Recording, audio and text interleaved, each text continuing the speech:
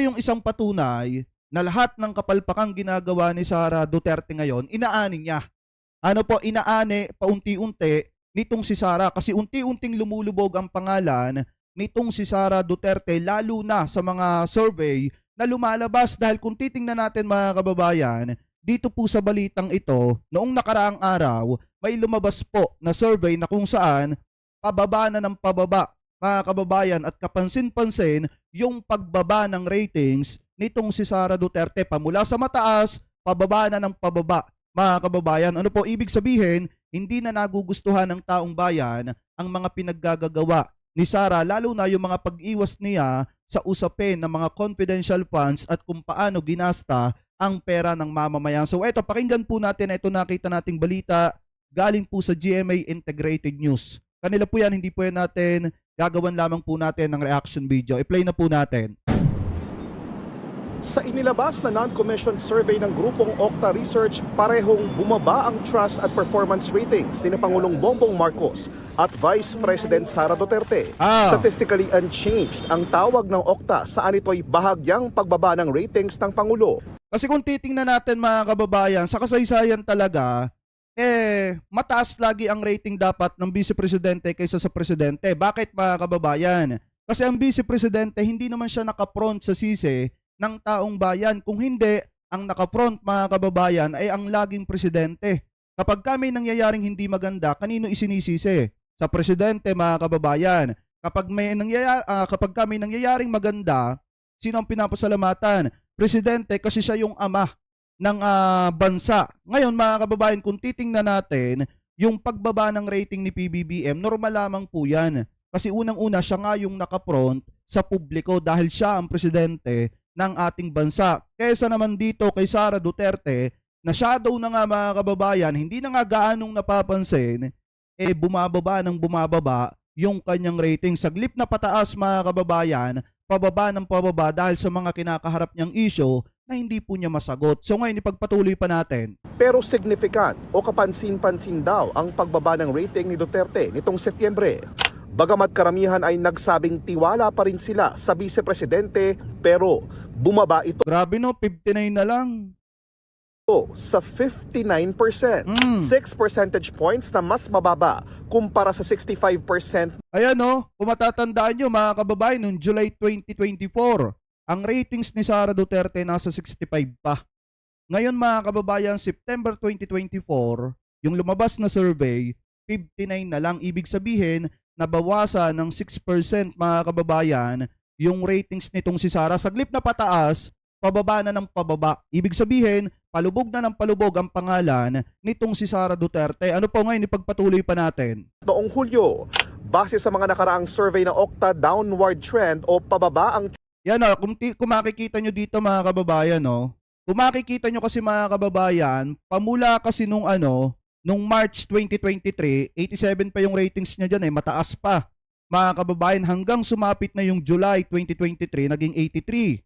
Tapos October 2023, naging 77. Hanggang December 2023, 77 pa rin. And then pagtungtong ng March 2024, mga kababayan, bumagsak na ng 68%. At nung dumating yung July, naging 65. Tapos ngayong September 2024, naging 59 na lang. Tapos kung titingnan nyo mga kababayan, ganun din yung pagbagsak ni Sara Duterte sa NCR. Ano po, bumaba ng bumaba yung kanyang ratings, maging sa Balance Luzon, Visayas mga kababayan, at nananatili naman na medyo mataas pa rin siya dyan po sa Mindanao. Kasi alam naman po natin mga kababayan, may mga sumusuporta pa rin sa mga Duterte dyan po sa Mindanao. Ngayon ipagpatuloy pa natin. Trust rating ni VP Sara mula March 2023 kung kailan nakakuha siya ng 87%. 69% naman ng mga respondents ang nagsabing tiwala sila kay Pangulong Bongbong Marcos. Bahagyang mas mababa kaysa sa 71% noong second. 2% lang to mga kababayan yung ibinaba ng ratings nitong si PBBM. Pero normal lamang po yan sa isang presidente kasi nga siya yung nakapront sa mata ng publiko. Ano po, dahil nga siya ang presidente ng ating bansa. Kapag may magandang nangyayari mga kababayan or may pangit na nangyayari, ang tama niyan laging sa presidente kasi nga siya ang ama ng ating bansa. Ano po ngayon ipagpatuloy pa natin? quarter. Pero ayon sa Okta, pasok daw ito sa margin of error na ±3%. Karamihan din sa mga respondent ang naghayag ng pagtitiwala kina Senate President Francis Escudero sa trust rating na 67% at kay House Speaker Martin Romualdez na nakakuha ng 61%. Bahagya namang tumaas ang trust rating ni Chief Justice Alexander Gesmundo sa 15% mula 13% nitong Hulyo. 8 percentage points naman ang ibinaba ng performance rating ni Duterte na nasa 52% kumpara sa 60% na rating niya. Kita niya mga kababayan yung performance rating nitong si Sara Duterte, pamula po nung July 2024, 60% pa mga kababayan. Pero bumaba po siya ng 8% mga kababayan kasi naging 52% na labang po nung September 2024. Ibig sabihin, mga kababayan, yung ibang mga kababayan natin Pilipino, hindi na nasisiyahan sa mga performance nitong si Sara Duterte. Ano po ngayon, ipagpatuloy pa natin. Noong second quarter, 66% naman ang nagsabing nasisiyahan sila sa pagganap sa tungkulin ni Pangulong Marcos. Bahagyang bumaba mula sa 68% noong Hulyo. 65% naman ang nakuha ni Escudero. Mula naman sa 63% itong Hulyo, bumaba sa 62% ang mga nagsabing nasisihan sila sa pagganap ni Romualdez, habang tumaas naman sa 14% ang performance rating ni Gesmundo. Si Escudero nagpasalamat sa tiwalang ibinibigay sa kanya at sa Senado. Patuloy daw niyang pagbubutihin ang pagsisilbi sa bayan kahit mataas o mababa man ang resulta ng survey. Sinusubukan pa naming kunin ang reaksyon ng iba pang opisyal. Ano ngayon mga kababayan, kala ko ba sabi ng mga DD marami pa daw ang sumusuporta kay Sara Duterte. Akala ko ba sabi nung iba, malakas pa daw sa masa etong si Sara Duterte. Bakit ganito? Pababa ng pababa mga kababayan yung ratings nitong si Sara. Akala ko ba marami pa ang nasasayahan sa ginagawang trabaho nitong si Sara. Gaya nga po ng sabi natin nung nakaraang araw, ang binabangga kasi ni Sara mga kababayan, the more na hindi niya sinasagot yung mga issue, mga aligasyon na ibinabato sa kanya, ang binabangga niya mga kababayan, interest ng mamamayan.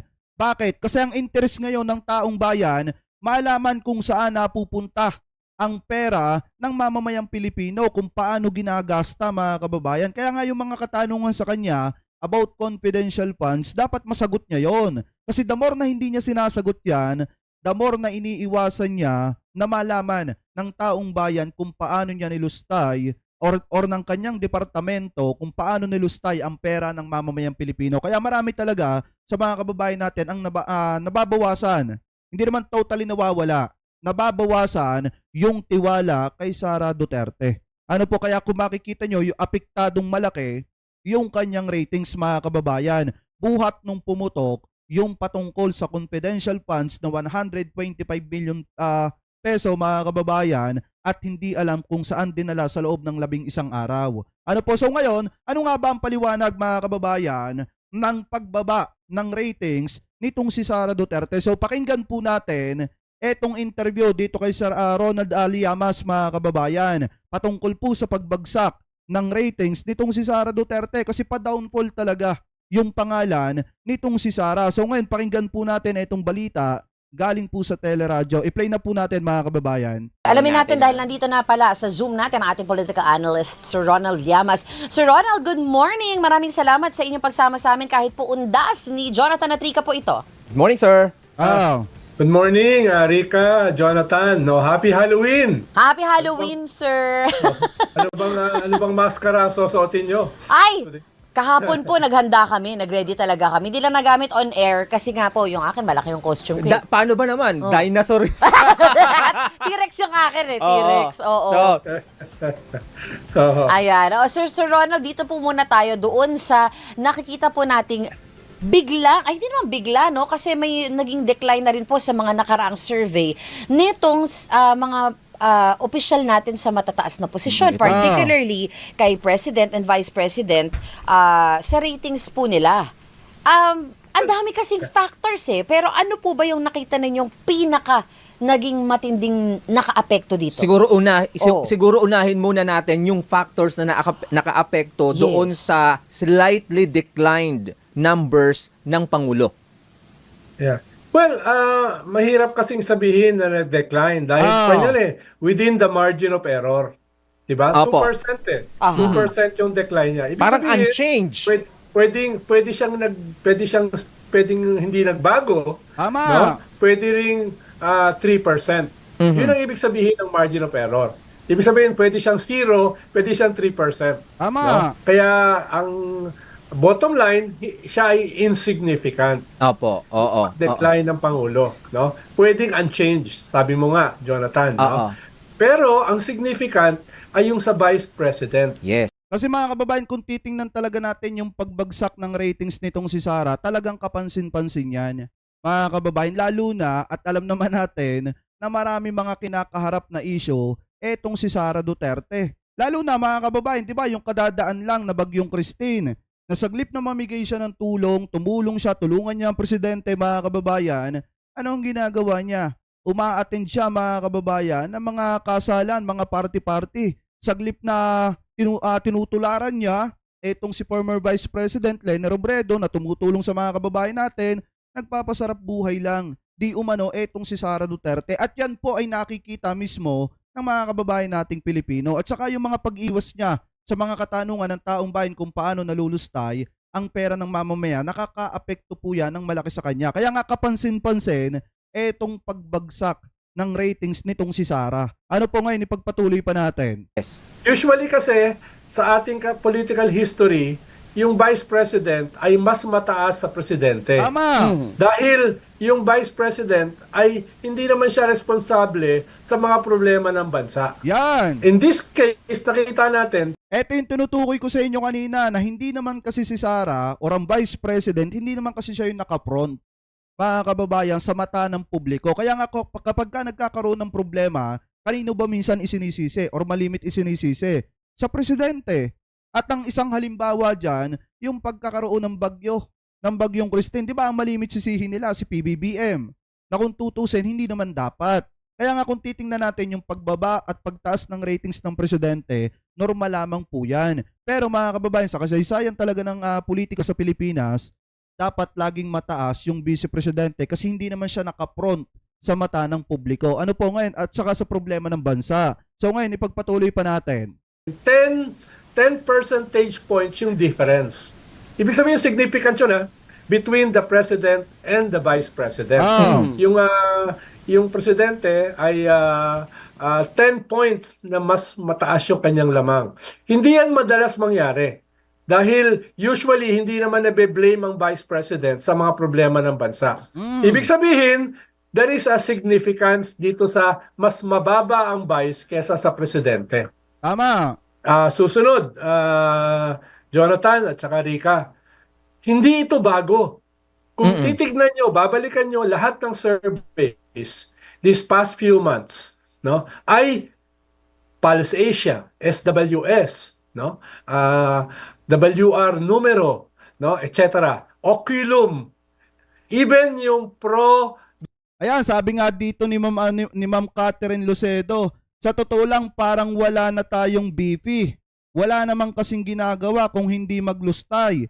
Yes, kung hindi maglustay, pagkatapos maglustay, mag-iingay, maninira sa presidente, gagawa ng eksena, mga kababayan. Yan lang kasi yung nakikita natin kay Sara. Pero yung katulad ng ginagawa ni PBBM, na pagpupursige, lalo na pag may kalamidad, mga kababayan, hindi natin nakikita yon. Kasi nga, tulad na lamang nung Bagyong Christine, di ba mga kababayan? Nasa saan ba si Sara Duterte noon? Tapos puna sila ng puna sa flood control. Sino ba ang unang may flood control na proyekto, mga kababayan? Di ba yung tatay niya? Na umabot pa nga, mga kababayan. Di umano. Umabot pa ng 332 billion ata yun o 333 billion, mga kababayan. Tapos yung kanyang kapatid, di ba may 51 billion na dapat nakapagpaano na ng mga flood control dyan sa Davao. Nasaan ngayon? Kaya kung titingnan natin, mga kababayan, etong pagbaba ng ratings ni Sara, hindi na bago to. Kasi nung mga nagdaang buwan, buhat nga ng pumutok yung about sa confidential funds, nagdire-diretso na yung pag-downfall, mga kababayan, ng kanyang mga ratings. Ano po ngayon, ipagpatuloy pa natin. Duterte na survey firm, yung Publicus. Ibig sabihin, itong mga surveys na ito, dramatically ipinapakita yung pagbaba ni Vice President Sara Duterte. Ah. Some higher than others. No? Halimbawa, dun sa SWS dati, 15% yung binaba. Dun sa Oculum, no? 16% ang binaba. So very significant nitong past few months na lahat ng survey pinapakita na dramatically bumababa yung Vice President. Ikatlo, kung i-deconstruct mo yung datos, aba, sa Class D, no? 9-10% yung pagbaba. Iba Ama. yung pagbaba sa Class D kaysa sa pagbaba sa A, B, C, or E. Bakit? Yung Class D ay Masa yan. 80% ng botante. Naandyan dyan yung pinakamaraming botante, mga kababayan. At kung saan naando dun yung pinakamaraming botante, dun bumagsak ng malaki yung porsyento ng ratings nitong si Sara. Ano po, kaya nga mga kababayan, since nakikita nga ng taong bayan, yung mga pinaggagawa ni Sara, yung pag-iwas niya, na unti-unting nawawala yung tiwala ng mamamayang Pilipino kay Sara Duterte. Kasi nga, kung tutusin, tama yung sinabi kanina nung isang nag-comment, pakiramdam natin ngayon, parang wala tayong Vice President. Hindi katulad nung panahon, mga kababayan, na si former VP Leni nakaupo pa bilang VP na kapag ka nagkakaroon ng problema with Duterte, mga kababayan, ang ginagawa ni Leni Robredo, gumagawa ng paraan para makapagbigay ng tulong sa mga kababayan natin. Pero si Sara nasa saan? Tuwing kailangan ng mga kababayang Pilipino natin. Nasa salas na napunta sa ibang bansa, nanonood di umano ng mga concert, nasa mga partihan, mga kababayan, at umaattend ng kasalan. Kaya kung titingnan natin, sa ganung ginagawa ni Sara at ganung pamamaraan ni Sara, nakikita ng taong bayan na talagang yung inaasta ni Sara Duterte ay hindi gawain ng pangalawang pangulo ng ating bansa, na mas inuuna pa yung kanya mga paggala, pagiging lakwatsera, kaysa unahin yung mga kababayang Pilipino po natin. Ano po ngayon, ipagpatuloy pa natin. No, hindi siya maliit. Siya yung pinakamalaki sa ating populasyon. So pag bumaba ka ng 9-10%, katulad sa survey na ito, sa Class D, very significant yon. Ama. Very significant. Halimbawa, consistently, double digit yung pagbaba ni Vice President Sara sa National Capital Region. Significant yun.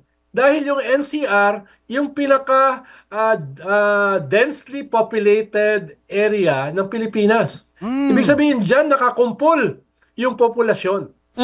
Pero kung bumaba ka ng 12%, very significant yon. No? At panghuli, hindi pa covered niyan, yung survey na yan, yung mga ibang nangyari. Dahil early September yan eh. Ama. September 4. No? Ibig sabihin, ang na-cover pa lang yan, yung budget hearing na nagwala yung Vice President. Di wala pa, mga kababayan, yung hindi pa pala nakukover yung sinabi niya. Nahuhukayin niya. Etong si Apo Lakay sa libingan ng mga bayanit, itatapon sa West Philippine Sea. Wala pa din, mga kababayan, hindi pa din cover yung pagkakaroon niya ng press con, tapos mga kababayan kung ano-ano yung mga pinagsasasabi niya doon. And then hindi pa din cover, mga kababayan, yung pagpaparty-party niya habang inaatake ang Pilipinas ng Bagyong Christine noong 24, mga kababayan. Ano po, so ngayon, ipagpatuloy pa natin. Hindi pa niya kasama yung Halloween press conference ng Vice President na ipapahukay niya yung bangkay. At nung itatapon sa West Philippine Sea. Yan. At itatapon sa West Philippine Sea. At pupugutan ng ulo yung presidente, etc. etc. Hindi pa covered yan. Kaya ang aking fearless forecast, patuloy na bababa si Vice President, no, sa mga susunod pang survey sa lahat ng survey firms. Yan. Oo. Fearless forecast. Sir Ronald, na iniisip ko lang kung pasok ba dito sa survey na to yung petsa or may kinalaman ba yung una, yung pagbisita niya sa dating pangalawang pangulo na si Leni Robredo, yung pagpunta niya ng Calaguas, o yung di pa niya pagsagot doon sa mga issue ng Confi funds? Ang covered dito, yung hindi niya pagsagot sa mga confidential funds. Ah. Hindi ko sigurado kung kasama rito yung pagdalaw niya kay former Vice President Leni Robredo. Pero tingin ko wala masyadong impact. Okay. Tingin ko covered pa niyan. Mm-mm. Kaya kung mako-cover niyan yung ibang mga pangyayari katulad ng Halloween press con niya, tingin ko patuloy siyang bababa. Ayun, maliwanag naman mga kababayan. Yung kasi yung paliwanag dyan. Kaya patuloy yung pagbaba nitong si Sara Duterte. Marami kasi siyang mga pakulo na hindi talaga kinagat ng tao. Sa totoo lang mga kababayan, marami mga drama si Sara na hindi talaga gusto ng mga kababayan nating Pilipino. Kasi kada magkakaroon ng drama, etong si Sara Duterte mga kababayan, isa lang lagi sinasabi dyan ng mga kababayan natin sagutin mo kung paano nalusta yung 125 million confidential funds sa loob ng 11 days. Paano pa yung mga nagdaan, mga kababayan? Paano pa yung mga naging issue pa nitong si Sara Duterte? Kaya asahan na po natin na yung mga susunod pa na lalabas na survey, baka mas malaki pa yung ibaba nitong si Sara Duterte. Kasi nga unti-unti nang nawawala ang tiwala ng mga kababayang Pilipino po natin.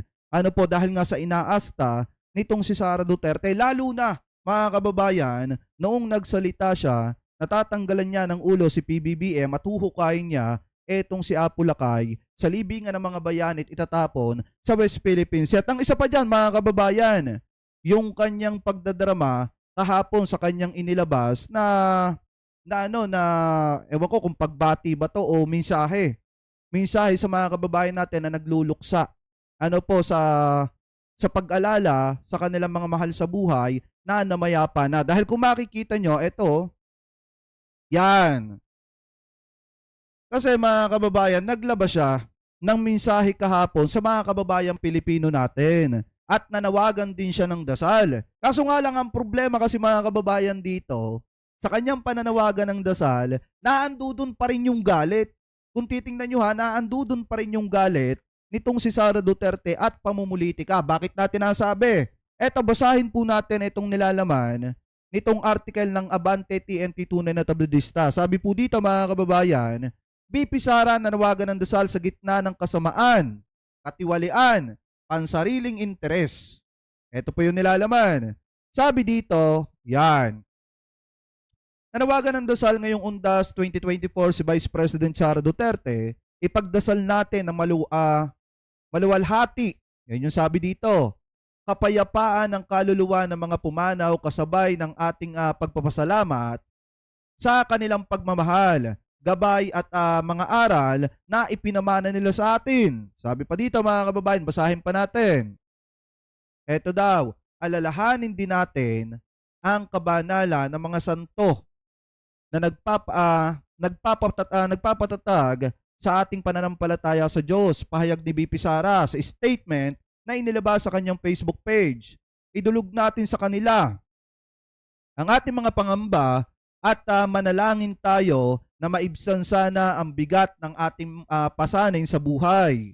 Sama-sama rin nating ipagdasal ang kapayapaan at katatagan ng ating bansa sa harap ng mga hamon ng kasamaan, katiwalian at pangsariling interes para sa yaman at kapangyarihan ng ilan. So may patama pa rin siya mga kababayan dito sa kanyang paghingi ng dasal para sa mga kababayan po nating Pilipino na umaalala sa mga kamag-anak nila na namayapa na. Ngayon kung titingnan natin mga kababayan, eto kasing si Sara Duterte, pagkatapos niyang bumastos ng patay, pagkatapos niyang bastusin yung taong nananahimik na napakatagal na panahon, meron siya mga ganitong klase ng drama. Kasi ito, kung tutusin mga kababayan, since alam natin na hindi na bago to, dahil tuwing magkakaroon nga ng issue patungkol kay Sara Duterte, talagang normal na para sa mga kababayan natin Pilipino na makakita ng mga ganitong klase ng drama nitong si Sara. Pero mga kababayan, dito na nga lang sa mismong pananawagan niya ng dasal, makikita nyo na may galit pa rin siya dito sa huli. Kahit nga yung mismong Undas, hindi niya pa pinalampas, mga kababayan, para manawagan or para patamaan yung mga kalaban niya sa politika. Kaya kung titingnan natin itong kanyang pananawagan ng dasal na ito, may pamumulitika pa rin talaga sa huli at makikita nyo pa rin talaga yung galit. Kaya normal lang talaga mga kababayan na makita natin na pabagsak siya ng pabagsak at hindi na siya nagugustuhan ng marami sa mga kababayan Pilipino po natin. Kasi nga, saglip na maganda yung ipakita nyo sa publiko, puro pagtataray mga kababayan, pagiging bratinela at pagiging bastos. Yun yung nakikitang malimit ng mga kababayan natin laban dito kay Sara Duterte. Kaya unti-unting nawawala ang tiwala ng sambayan ng Pilipino dito kay Sara.